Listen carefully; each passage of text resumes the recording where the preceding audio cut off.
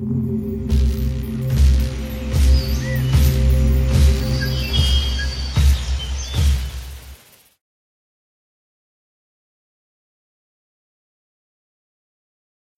projet d'aire terrestre éducative est né aux îles Marquises. C'est un projet qui est porté par un enseignant et accompagné par une structure accompagnatrice, ici le parc amazonien de Guyane. L'objectif, c'est de proposer à une classe, donc là en l'occurrence les 6e E du collège Grand Mandifou de Maripasoula, de devenir de véritables gestionnaires à travers une démarche pédagogique adaptée et des méthodes d'éducation à l'environnement et au développement durable.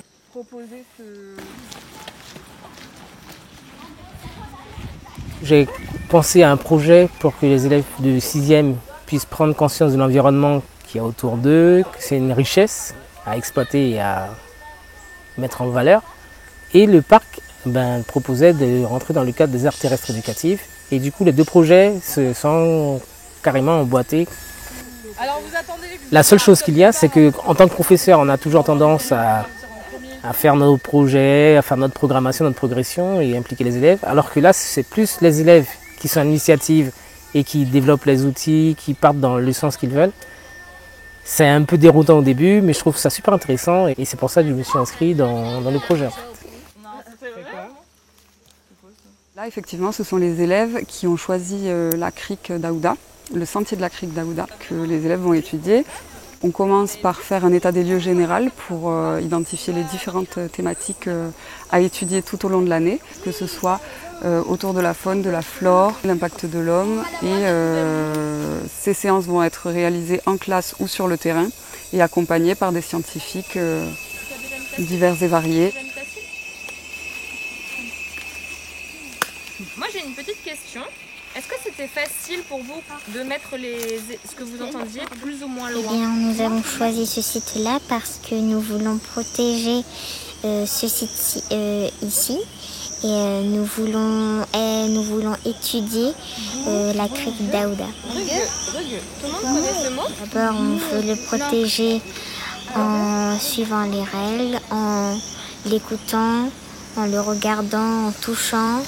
Et en le protégeant et protégeant aussi les spécimens qui sont en même temps dans la crique d'Aouda.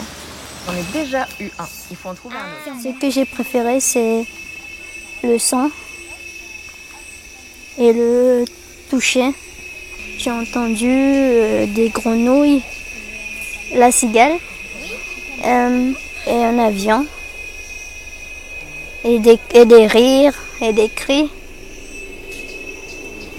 Cherchez bien, il faut fouiller, vous n'allez pas le trouver comme ça. Et on a plutôt favorisé une approche sensorielle en utilisant tous les sens possibles qu'on peut utiliser lors de la balade pour vraiment que ce soit interactif et susciter l'intérêt des élèves. L'idée c'est qu'ils s'inspirent du site et qu'ils aient vraiment leur ressenti à eux qui soient exposés, mis en lumière et sur lequel ils peuvent travailler.